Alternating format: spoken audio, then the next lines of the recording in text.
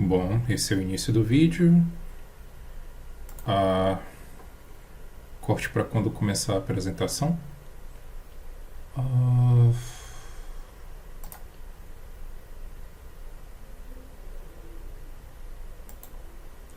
Ai, que saco. Slideshow. Olá, Olá, eu me chamo Joimar Brito Gonçalves Filho, sou estudante do curso de Engenharia de Computação da Universidade Estadual de Feira de Santana e estou fazendo uma apresentação da última atividade do componente curricular de Eletrônica para Processamento Digital de Sinais. Pois bem, a questão que me coube ser feita, ela é referente a essa outra questão de uma atividade passada. Essa atividade inicial, eu tive de comparar as aproximações de Butterworth e Chebyshev para o projeto de um filtro com as especificações mostradas. Eu tenho que filtrar uma banda de passagem de um espaço entre 100 Hz e 10 kHz, ou seja, trata-se de um passa-faixa. E tenho de fazer atenuação de 100 vezes para as frequências de 10 Hz e de 150 kHz.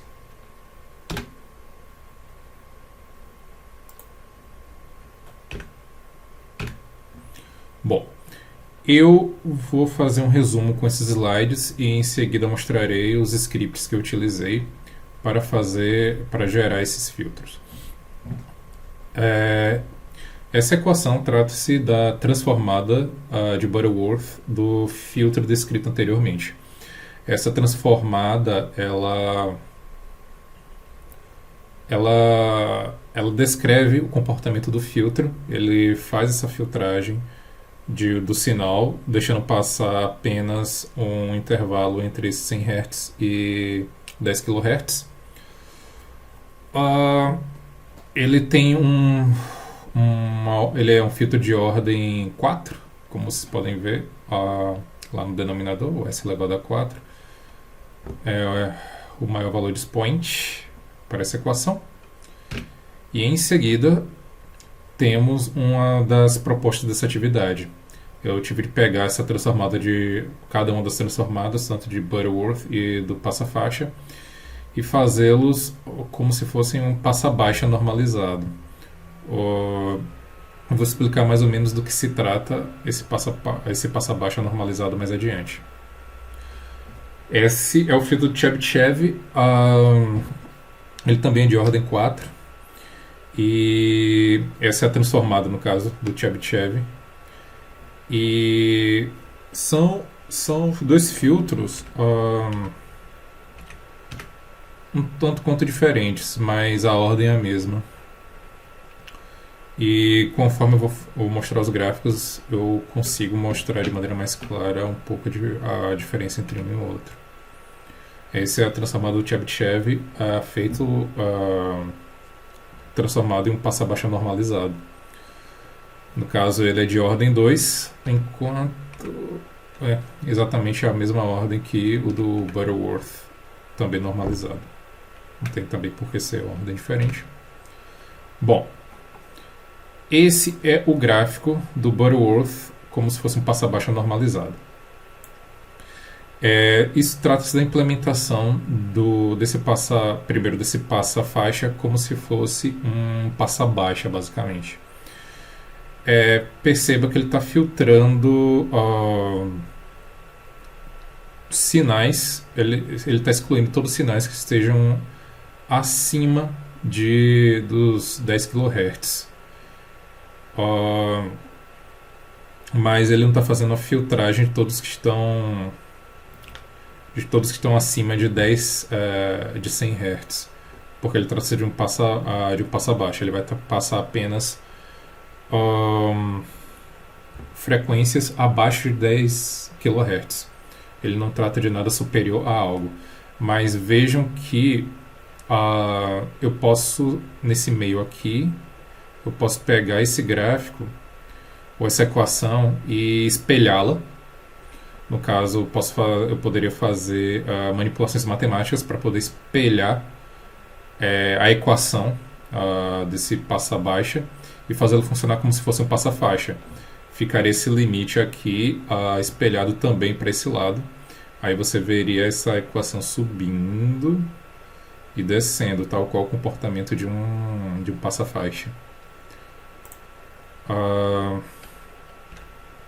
E esse é o passa-baixa normalizado do Chebyshev. Percebo que tem uma inclinação aqui por conta do Chebyshev ele permitir um certo ripple, essa elevação na primeira fase do gráfico desse filtro, enquanto o Butterworth ele tem como característica geralmente ser mais estável, como vocês podem ver nos gráficos anteriores. Por alguma razão o computador está muito lento, não está voltando. Pronto. Você vê que ele está mais estável e geralmente o Butterworth ele demanda uma ordem maior na sua equação de transformada, o que não foi o caso. Tanto o Chebyshev quanto o Butterworth, por um acaso, eles acabaram tendo a mesma ordem. Portanto, complexidades relativamente próximas. A mesma lógica poderia se dar aqui com o Chebyshev. Eu poderia espelhar essa equação e poderia fazê-lo funcionar como se fosse o passa-faixa. Bom, esses são os polos, o gráfico dos polos da transformada do Chebyshev.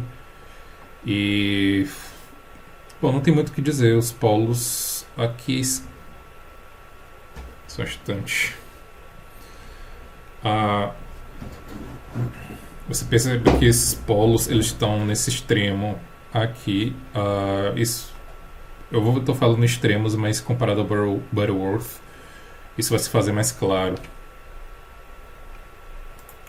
Muda a slide. Pronto.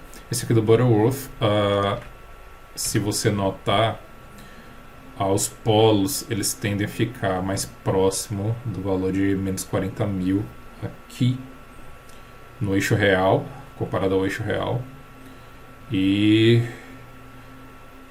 ou abaixo de menos 40.000 ou acima de 40 no eixo imaginário. Enquanto no Chebyshev eles tendem a ficar muito mais próximos do 20.000. Não é tão extremo não. No 20.000, no menos 20.000. E eles ficam em localizações relativamente próximas, se não quase iguais, ou talvez até iguais, quando se trata do eixo imaginário. Não tão iguais, na verdade. Eles ficam entre o meio, entre os 60.000 e 40.000. E aqui espelhado também, menos 40.000 e menos 60.000. Mas o Chebyshev tende a ficar mais nos extremos com relação ao eixo imaginário. Com relação ao eixo real, nem tanto. Com relação ao eixo real, ele fica entre uns 20.000 e ele fica mais próximo de uns 20.000, que é menos extremo que o do Butterworth. Isso aqui é só para uma questão de escala, não fica visualmente tão claro. E essa foi a apresentação. Eu vou mostrar um pouco, faltam poucos minutos, né? Um pouco dos gráficos. Bora lá.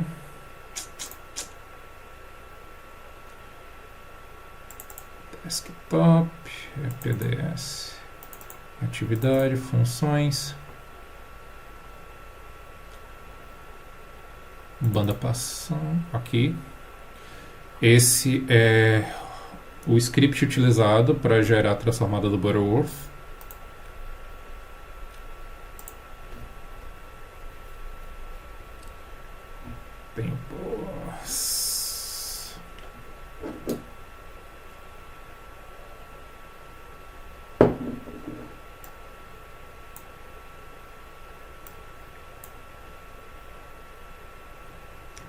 pouquinho de paciência. O computador está lento.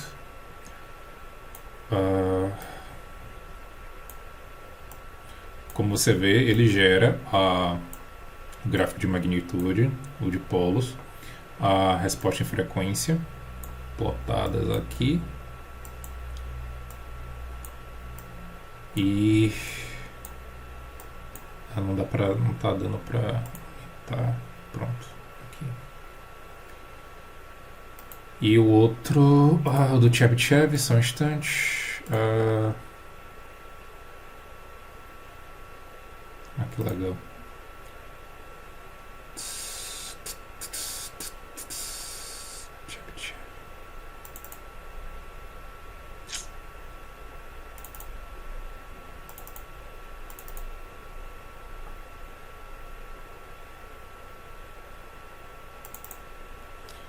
Do Chebyshev. Eis aqui. Gerando Ripple e tudo mais. Já a transformada bilateral de ambos, eu utilizei a equação de bilateral, contudo, aqui, eu já tentei utilizar a maior frequência multiplicada por 10 para conseguir renderizar e plotar mais adiante, só que estava dando algum erro no Octave. E ainda estou averiguando isso. Isso é tudo.